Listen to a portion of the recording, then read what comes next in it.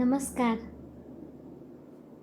सनातन संस्था और हिंदू जनजागृति समिति द्वारा आयोजित इस भाव सत्संग में आप सभी का मैं श्रीमती शिप्रा जुवेकर हार्दिक स्वागत करती हूँ।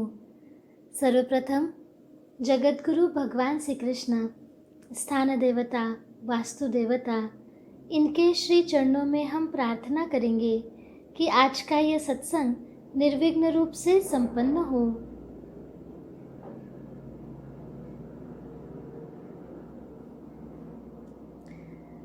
विघ्नहर्ता भगवान श्री गणेश जी सत्संग में उपस्थित हैं, ऐसे भाव रखकर हम उनके चरणों में श्लोक वंदन करेंगे।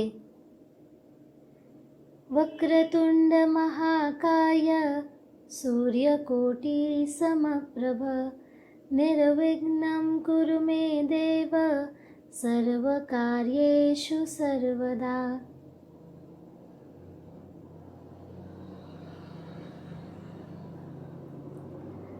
कल के सत्संग में हमने जाना था कि ईश्वर के प्रति लगन और तड़प हो तो ईश्वर कैसे हमारी रक्षा करते हैं।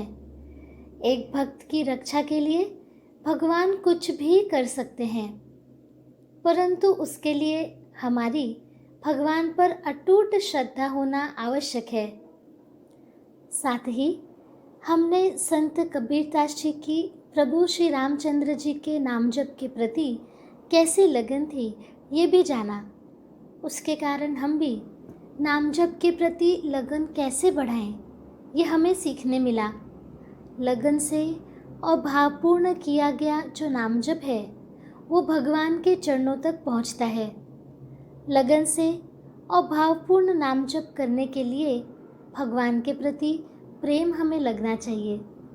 भक्तों का भगवान के प्रति प्रेम कैसा होता है, इसके लिए आज हम अर्जुन जी और संत मीराबाई जी इनके आदर्श से हम सीखेंगे। साथ ही भावपूर्ण नाम जप करने के लिए क्या प्रयास करें ये भी हम सीखेंगे। भाव सत्संग में आप सभी दर्शकों से मिल रहे अभिप्रायों से ये ध्यान में आता है कि ईश्वर नियोजित इस सत्संग का लाभ निश्चित ही हम सबको हो रहा है। आज हम प्रातिनिधिक स्वरूप में कुछ अभिप्राय देखेंगे। पहला अभिप्राय है उषा सेन जी का। उन्होंने लिखा है, हमें ये जानकारी बहुत ही सुंदर लगती है और बहुत ही सरल रूप से जानकारी मिल रही है। शिल्पा नाटकर्णी जी लिखती हैं, बहुत ही उपयुक्त जानकारी हमें इस सत्संग से मिल रही है। संपदा लावंड जी ये लिखती हैं, आपने जो सूत्र बताए वह सुनने से हम साधना कर पा रहे हैं और भाव में रह पा रहे हैं। बहुत अच्छी अनुभूति भी आ रही है। आप सभी दर्शकों को हम अभिनंदन करते हैं, धन्यवाद करते हैं, क्योंकि भगवान ने जो ये सत्संग का आयोजन किया है उसका लाभ लेने के लिए ये भी हमने कृति के स्तर पर प्रयास कैसे करने चाहिए वो आपने प्रयास किए हैं। आपको उसकी अनुभूति आ रही है। भगवान की कृपा हम सभी पर है। सत्संग में जो भी बताया जाता है वह तो ईश्वर की ही वाणी रहती है। भगवान को ही हम सब की चिंता है। हम सबके उद्धार की लगन भगवान को ही अधिक है। इन सभी अनुभूतियों के लिए हम भगवान के चरणों में कृतज्ञता व्यक्त करेंगे।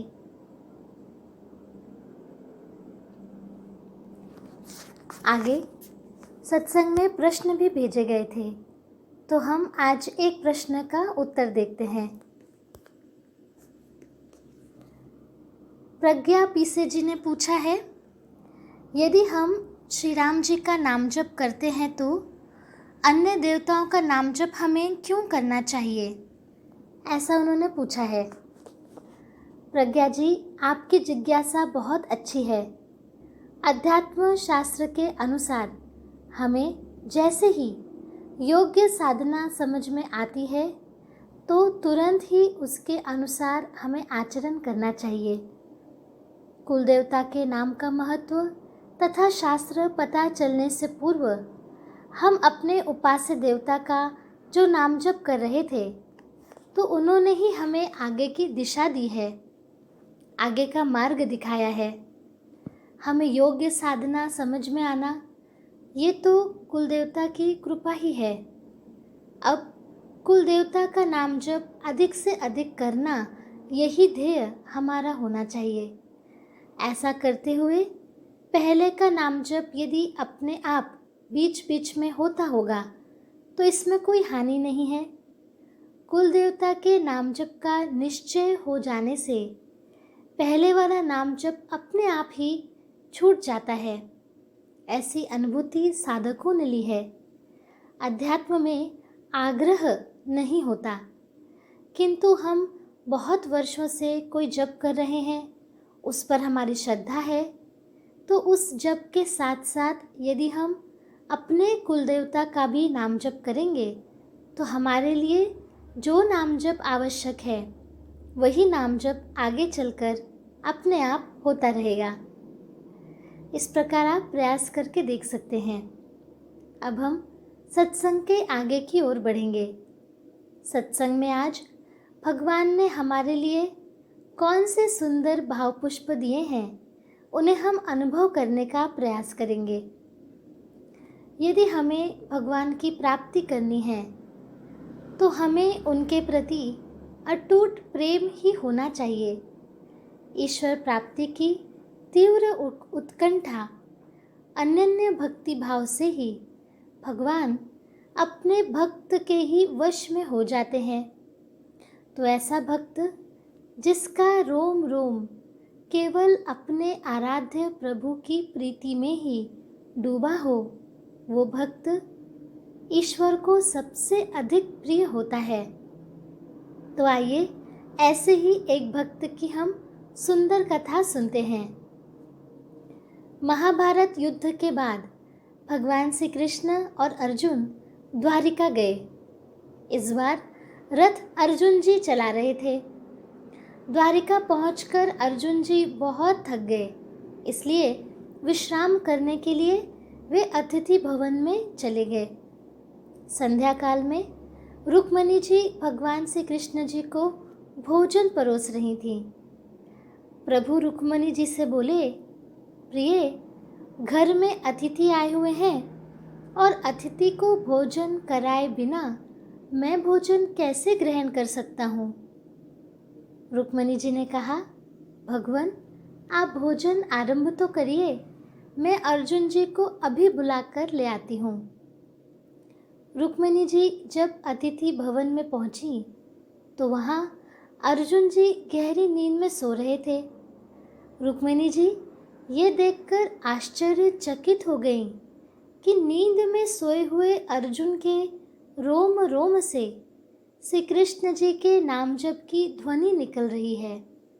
कृष्ण कृष्ण कृष्ण ऐसे मधुर नाम जप सुनाई दे रहा था। ये देखकर रुक्मिणी जी अर्जुन जी को जगाना ही भूल गईं और श्री कृष्ण जी के उस नाम में, उसके आनंद में वे डूब गईं। नाम की लय पर वे धीमे धीमे ताली बजाकर ताल देने लगीं। उधर भगवान श्री कृष्ण जी के दर्शन के लिए नारद जी महल में पहुँचे तो क्या देखते हैं कि प्रभु बैठे हैं और सामने भोग की थाली रखी है। नारद जी ने श्री कृष्ण से कहा, भगवान भोग तो ठंडा हुए जा रहा है, इसे ग्रहण क्यों नहीं करते। भगवान ने कहा, नारद जी बिना अतिथि को भोजन कराए मैं कैसे ग्रहण कर लूं। नारद जी ने सोचा कि प्रभु को अतिथि की प्रतीक्षा है, उसमें विलंब हो रहा है, तो चलो मैं ही बुला कर ले आता हूँ। इसलिए वे श्री कृष्ण जी से बोले, प्रभु आपके अतिथि को मैं अभी बुलाए लाता हूँ। नारद जी भी अतिथि भवन की ओर चल पड़े। वहाँ पहुँचे तो उन्होंने देखा कि अर्जुन जी तो सो रहे हैं। उनके रोम रोम से कृष्ण कृष्ण ऐसे नाम जप की ध्वनि निकल रही है और वो सुनकर देवी रुक्मिणी आनंद विभोर होकर ताली बजा रही हैं। प्रभु नाम के रस में विभोर होकर नारद जी ने भी अपनी वीणा बजानी शुरू कर दी। उधर सत्यभामा जी भगवान श्री कृष्ण के पास पहुंची। प्रभु तो प्रतीक्षा में ही बैठे थे। सत्यभामा जी ने कहा, प्रभु भोग तो ठंडा हुए जा रहा है, आप प्रारंभ तो कीजिए। भगवान ने फिर से वही बात कही, मैं तो अतिथि को बिना भोजन दिए स्वयं भोजन नहीं कर सकता। अब सत्यभामा जी भी अतिथि को बुलाने के लिए चल पड़ी। वहाँ जाकर उन्होंने भी वही देखा कि अर्जुन जी सोए हुए हैं। उनके रोम रोम द्वारा किए जा रहे श्री कृष्ण जी के नाम का कीर्तन रुक्मिणी जी ताली और नारद जी वीणा बजाकर कर रहे हैं। ये देखकर वो तो भूल ही गई कि वे अर्जुन को उठाने के लिए आई थी। सत्यभामा जी तो इतने आनंद में आ गई कि वे इस कीर्तन पे नृत्य ही करने लगी। उधर प्रभु प्रतीक्षा में ही बैठे रहे। जो जाता था वो तो लौटकर आता ही नहीं था। तो प्रभु को अब अर्जुन की चिंता होने लगी। उन्हें लगा कि ऐसा क्या हो गया कि सभी को इतना विलंब हो रहा है। सो वे स्वयं ही अतिथि भवन की ओर चल पड़े। वहाँ जाकर श्री कृष्ण जी ने देखा कि यहाँ तो स्वर लहरी चल रही है। अर्जुन निद्रा अवस्था में कीर्तन कर रहे हैं। रुक्मिणी जागृत अवस्था में उनका साथ दे रही हैं। नारद जी ने संगीत छेड़ा है तो सत्यभामा नृत्य कर रही हैं। ऐसा भाव में नाम संकीर्तन देखकर भगवान के नेत्र सजल हो गए। प्रभु ने अपने भक्त अर्जुन के चरण दबाने शुरू कर दिए।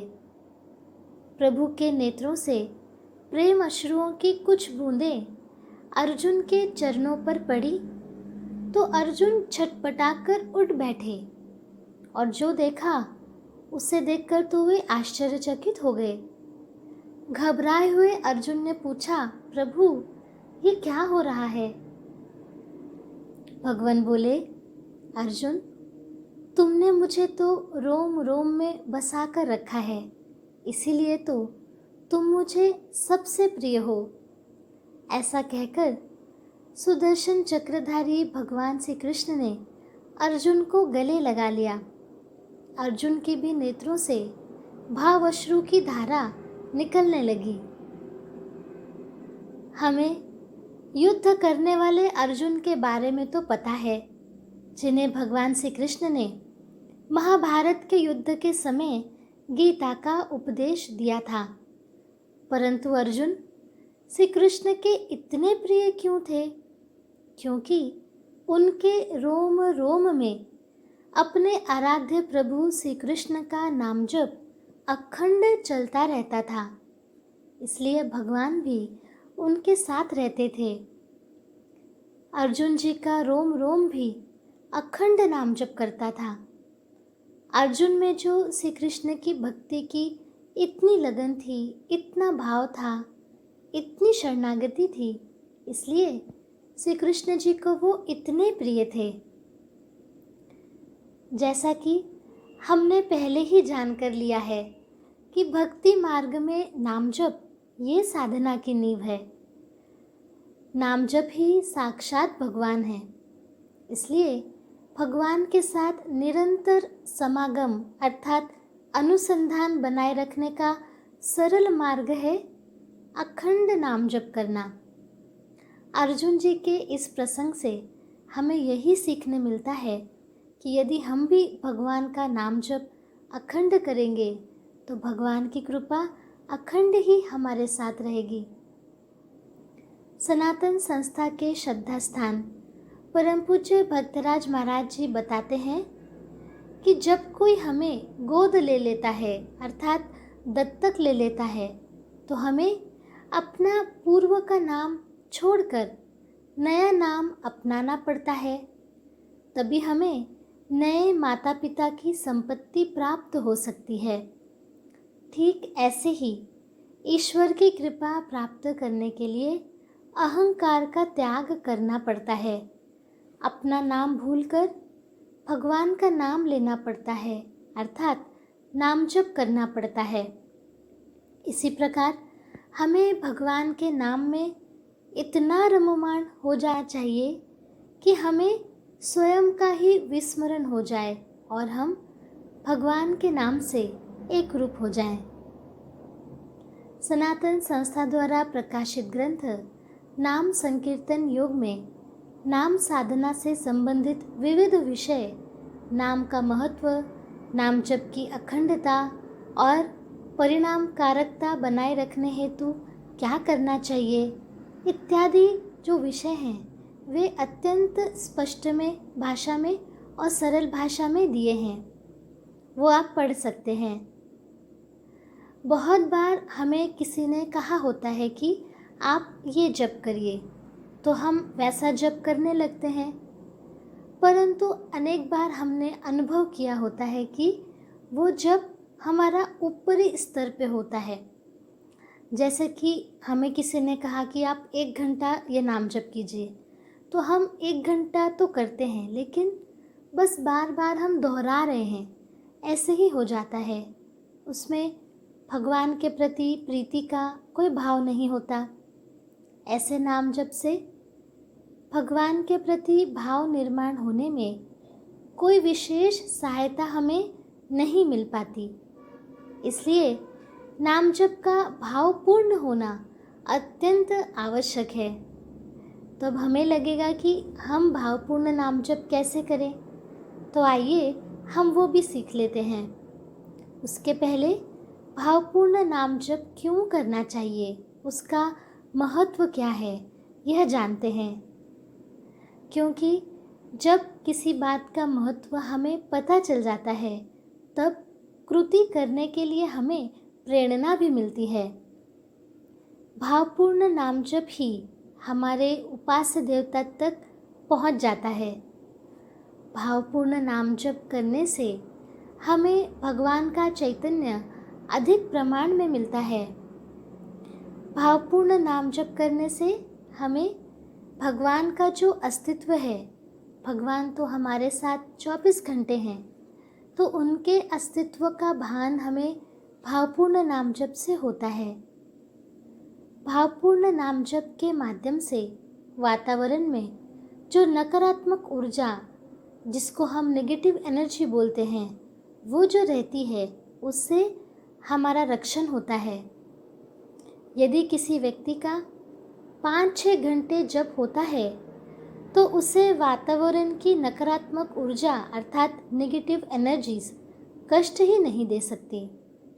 इसलिए हमें भावपूर्ण नाम जप करने के लिए अपने प्रयत्न, हमारी लगन बहुत बढ़ानी चाहिए। हमारा जप भावपूर्ण होना चाहिए, तो जप करने से पहले हमें क्या करना होगा? प्रार्थना करनी होगी। तो वो हम कैसे करें, अब देखते हैं। हम प्रार्थना कर सकते हैं, हे श्री कृष्णा, आपकी कृपा से मेरा नाम जप भावपूर्ण और निरंतर होने दीजिए।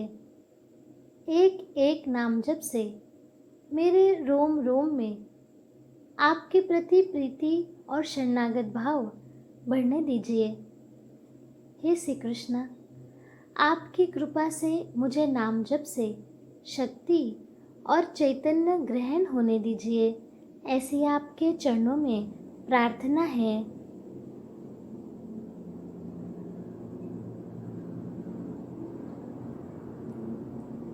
जैसा कि हम जानते हैं कि यदि किसी का हमारे ऊपर प्रेम है अथवा हम किसी से बहुत प्रेम करते हैं, जुड़ाव होता है, तो बार बार उसका स्मरण हमें होता है।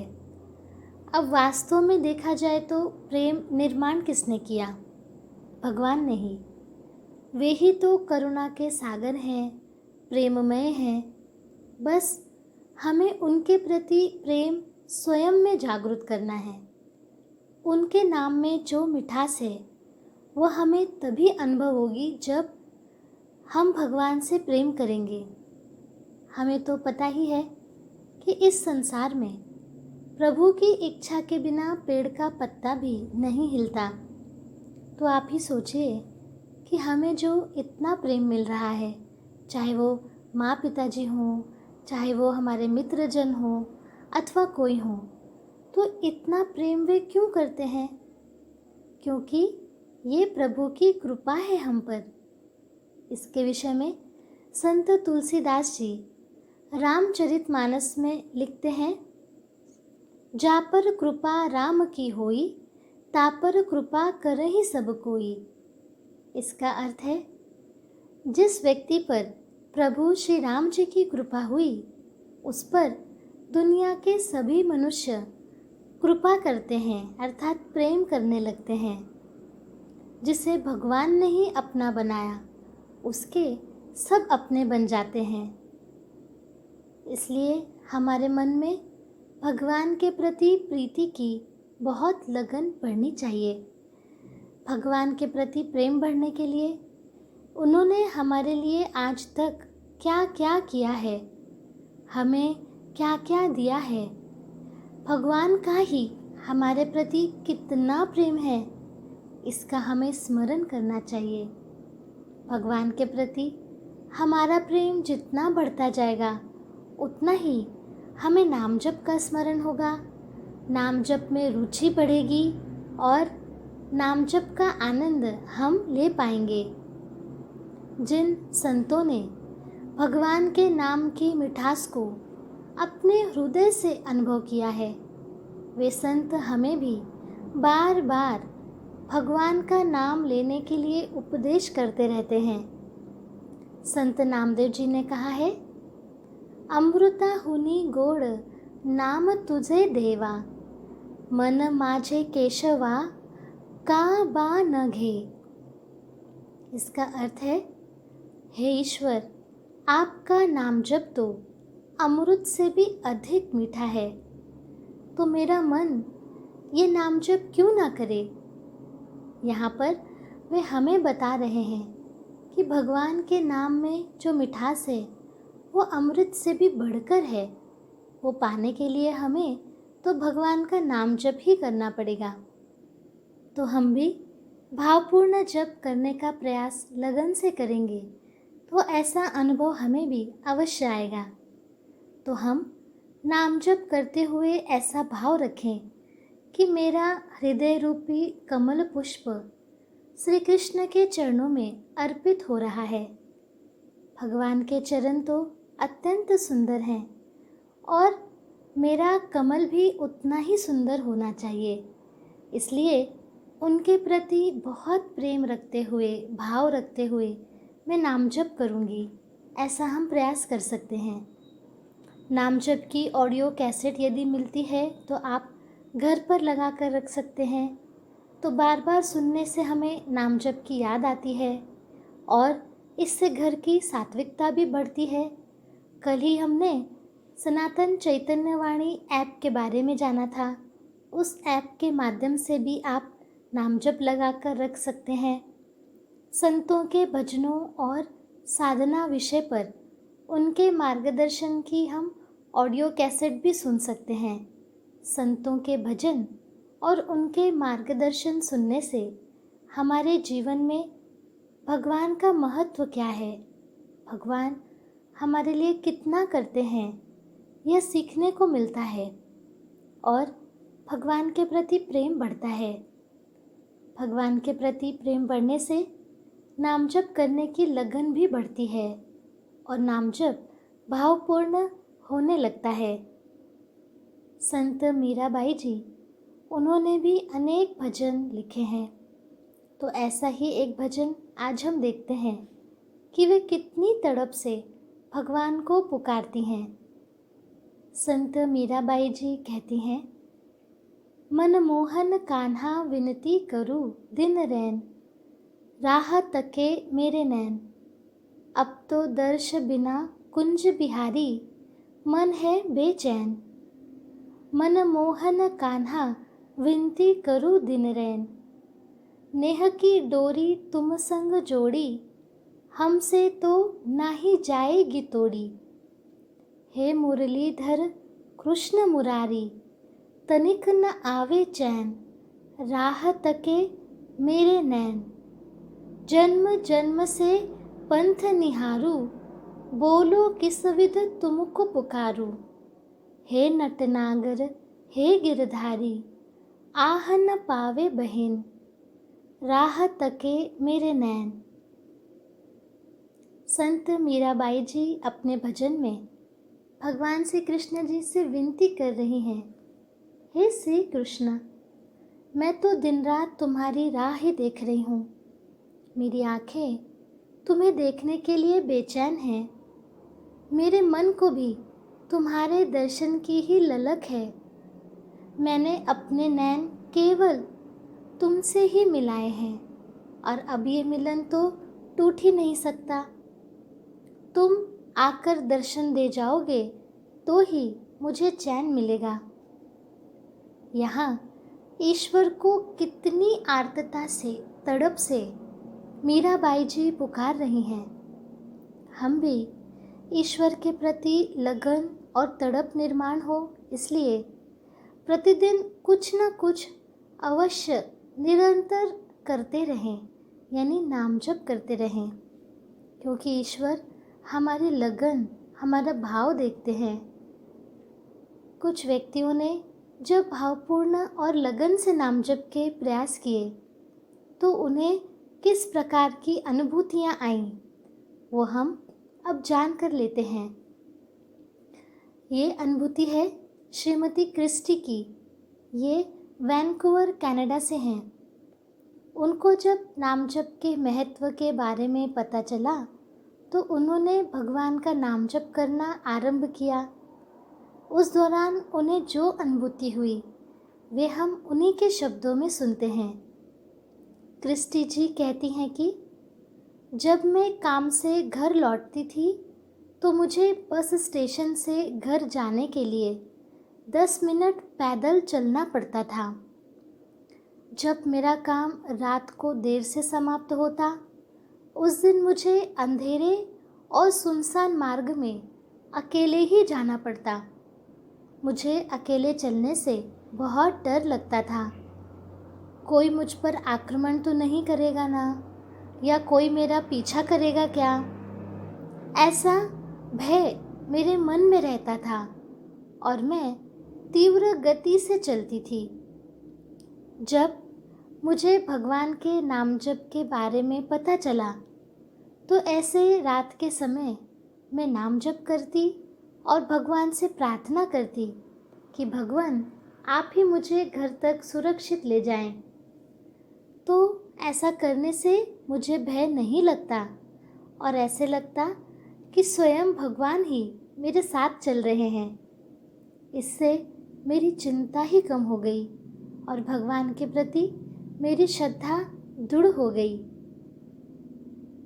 यहाँ पर हमने देखा कि केवल ईश्वर के नाम लेने से ही मन को कितनी सकारात्मकता मिलती है, कितनी ऊर्जा मिलती है कि हम संकट के समय में भी डरते नहीं।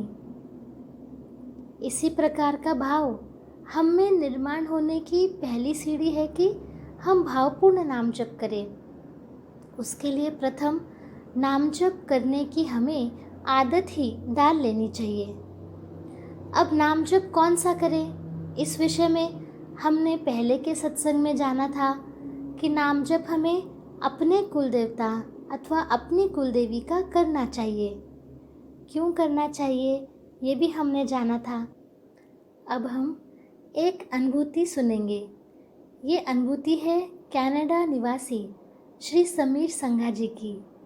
किस प्रकार योग्य नाम जप करने से उनकी अनेक वर्षों पुरानी आध्यात्मिक बीमारी भी ठीक हो गई।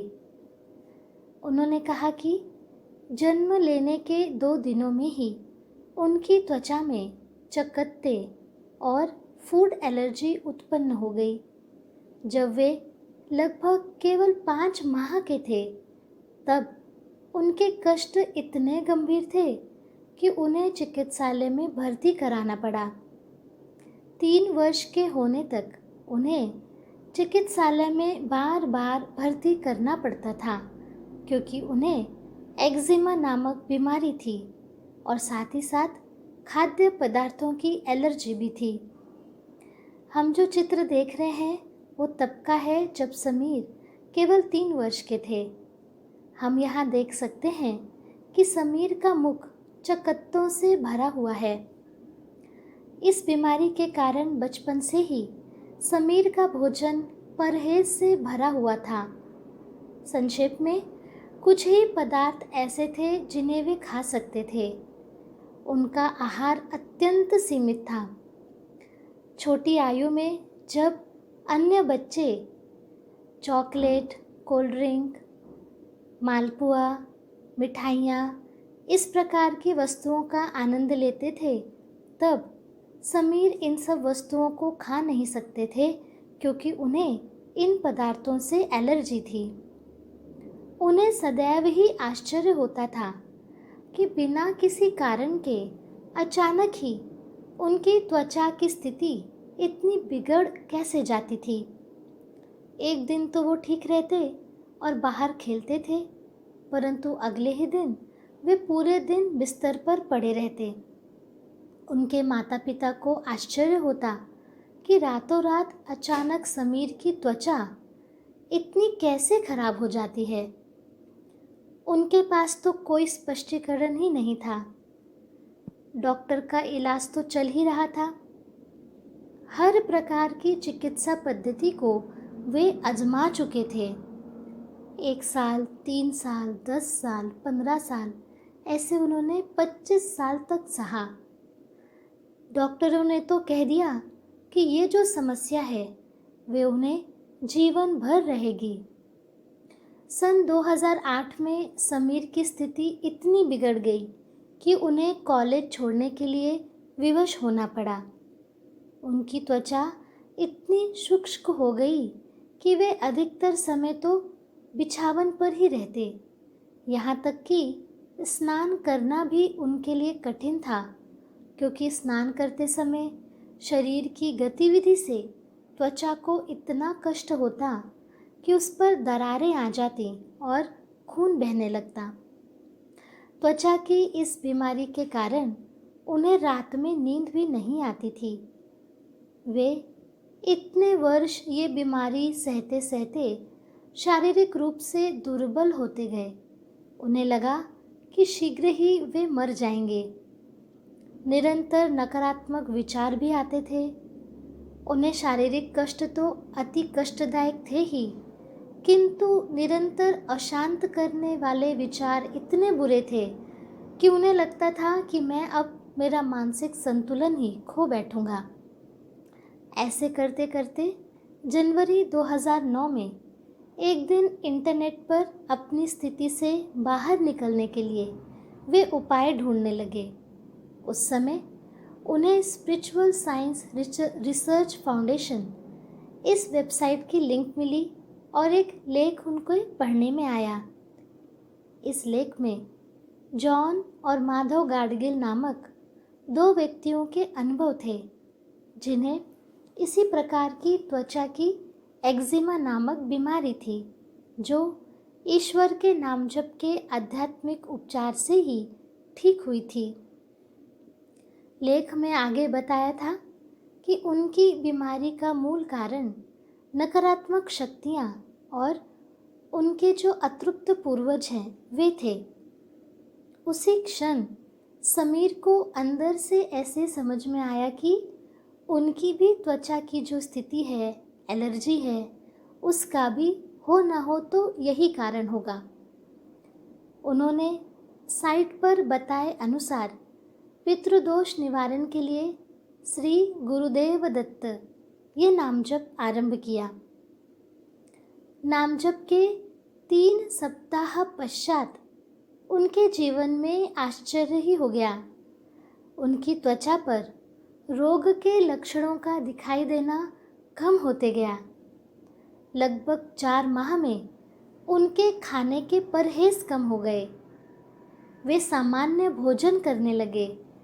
इतना ही नहीं, उनके मस्तक पर जो बाल बीमारी के कारण झड़ गए थे वे भी पुनः बढ़ने लगे।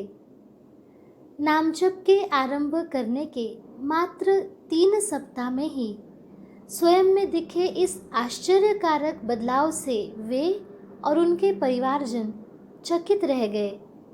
यहाँ हम देख सकते हैं कि किस प्रकार समीर जी का जो चेहरा है, जो उनके शरीर के ऊपर जो स्थिति है, वो कितनी बदल गई है। उन्होंने अनुभव किया कि पितृदोष के कारण ही उन्हें बचपन से इतना कष्ट हुआ था और दत्तात्रेय देवता के जप का महत्व भी ध्यान में आया। तो ये जो दत्तात्रेय देवता का जप है वो हम किस प्रकार कर सकते हैं, तो अब हम एक ऑडियो सुनते हैं। श्री गुरुदेव दत्त, श्री गुरुदेव दत्त, श्री गुरुदेव दत्त। इसी प्रकार हमारे जीवन में भी अनेक कष्ट हैं जिनका कारण हमें ज्ञात नहीं हो पाता। अनेक उपचारों उपायों के बाद भी जीवन में शांतता नहीं अनुभव होती। इसके लिए हमें पितृदोष निवारण हेतु श्री गुरुदेव दत्त यह नाम जप करना चाहिए। पितृदोष किस प्रकार का होता है और दत्त भगवान के जप से कैसे लाभ होता है, ये जानने के लिए हम एक अनुभूति और सुनेंगे। कर्नाटक के एक बिजनेसमैन पहले बहुत मदिरापान अर्थात शराब पीते थे। वे अपने साथ 8-10 लोगों को मदिरालय यानी बार में लेकर जाते थे। उन लोगों के शराब का भी पूरा खर्चा वे बिजनेसमैन अर्थात व्यवसायी ही करते थे। अति मदिरा सेवन अर्थात शराब पीने के कारण उनके हाथ भी कांपने लगते थे। उनका ये आचरण घर के लोगों को अच्छा नहीं लगता था और इस कारण उनके घर पर आए दिन विवाद क्लेश ये होता रहता था।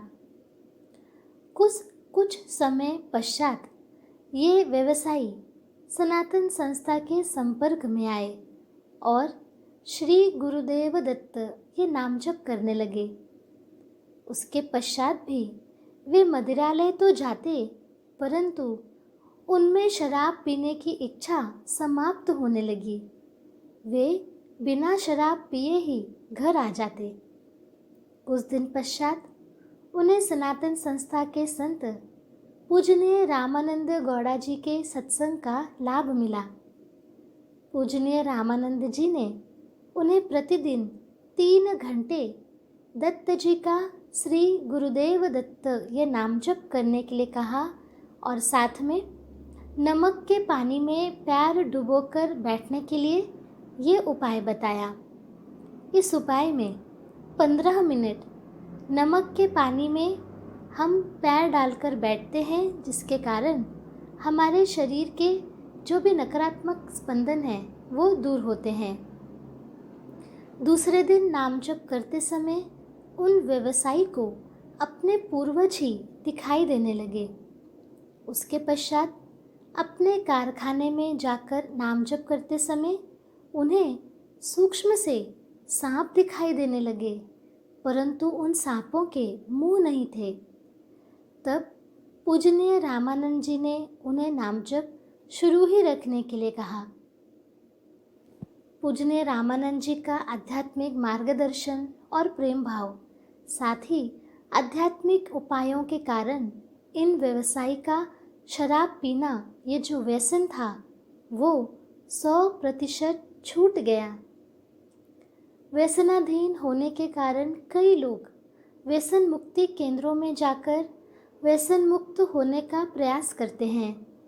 उसके लिए सहस्त्रों रुपए का व्यय करने पर भी व्यसन पूरी तरह चला जाएगा ऐसा होता ही नहीं, क्योंकि व्यसन होने का अधिकतर कारण पूर्वजों का कष्ट अथवा नकारात्मक शक्तियों का कष्ट, इस प्रकार आध्यात्मिक कारण ही होता है। इन व्यवसायी को पूर्वजों का तीव्र कष्ट था, इस कारण दत्तात्रेय जी के नाम जप करने से उनका कष्ट कम होने लगा और उनमें शराब पीने की इच्छा कम होकर केवल 1 महीने में वे 100% व्यसन मुक्त हो गए और उन्हें सूक्ष्म से कुछ दृश्य भी दिखाई देने लगे।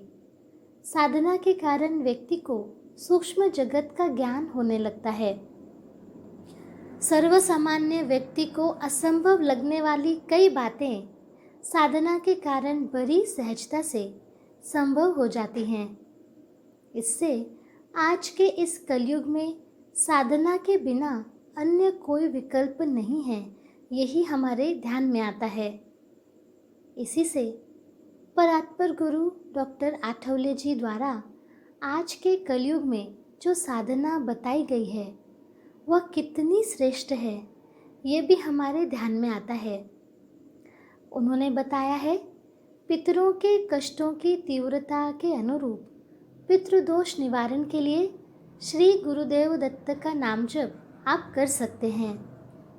वर्तमान काल में अनेक लोग दिवंगत पूर्वजों के लिए धार्मिक विधियां इत्यादि नहीं कर पाते। इसके लिए उनके पूर्वजों के अतृप्त सूक्ष्म देहों के कारण उन्हें कष्ट अनुभव होता है, जैसे कि विवाह न होना, पति पत्नी के बीच में अनबन होना, किसी न किसी बात का व्यसन लग जाना, कोई बीमारी लंबे समय तक चलना और उस बीमारी का समाधान न मिलना, व्यापार में हानि होना, व्यापार न चलना, कोई बड़ा अपघात हो जाना, गर्भ धारण न होना, विकलांग अथवा ऐसे बच्चों का जन्म होना आदि पितृदोष के कुछ लक्षण हैं। पितृदोष से उत्पन्न कष्टों से छुटकारा पाने के लिए हमारा सुझाव है कि आप आध्यात्मिक दृष्टि से सुरक्षा प्रदान करने वाला श्री गुरुदेव दत्त ये नाम जप कीजिए। पितृदोष के कारण जब घर में अनेक कष्ट होते हैं तो हमारी साधना में भी अड़चनें आती हैं। इसके लिए जब हम श्री गुरुदेव दत्त का जप करते हैं तो धीरे धीरे हमारे कष्ट कम होने लगते हैं और ईश्वर पर श्रद्धा भी बढ़ने लगती है। यदि किसी को पितरों का कष्ट नहीं है अथवा अल्प मात्रा में है तो भी भगवान दत्तात्रेय जी का जप 1 से 2 घंटे आप कर सकते हैं, जिससे भविष्य में इस प्रकार के कष्ट ना हो। यदि कष्ट मध्यम है तो पितृदोष निवारण के लिए 2 से 4 घंटा नाम जप कर सकते हैं और यदि कष्ट तीव्र है तो पितृदोष निवारण के लिए श्री गुरुदेव दत्त यह जप 4 से 6 घंटे कर सकते हैं। ये जप इतना करना है ये सोचकर हमें तनाव नहीं लेना। भगवान हमें शक्ति देते हैं। हमसे आरंभ में तो इतना जप हो नहीं सकता, कोई बात नहीं, हम 15 मिनट से शुरू कर सकते हैं, आधे घंटे से शुरू कर सकते हैं। धीरे धीरे हम नाम जप में बढ़ोतरी करें। ऐसे सहस्त्रों व्यक्तियों की अनुभूति है कि थोड़े थोड़े नाम जप आरंभ करने से भी उन्हें कई सारे आध्यात्मिक कष्टों से मुक्ति मिली है। प्रतिदिन श्री गुरुदेव दत्त का नाम जप करने से हमें पूर्वजों द्वारा निर्मित कष्ट से सुरक्षा प्रदान होती है। इससे हम अपने पूर्वजों को मृत्यु के उपरांत उनके जीवन में जो सत्वगुण की आवश्यकता है वो उन्हें प्रदान करते हैं। उनकी आगे की यात्रा सुलभ होती है। इसके लिए ही दत्तात्रेय देवता का नाम जप करना अत्यंत महत्वपूर्ण है। जो पूर्वज हमें अत्यधिक कष्ट देते हैं उन्हें भी इस नाम जप से बहुत लाभ होता है। इसलिए हमें श्री गुरुदेव दत्त यह नाम जप करना ही चाहिए। तो आज हमने जाना कि अर्जुन जी के मन में कृष्ण के प्रति कितनी भक्ति थी कि यदि वे सो भी गए तो भी उनका रोम रोम ही कृष्ण कृष्ण कहता था।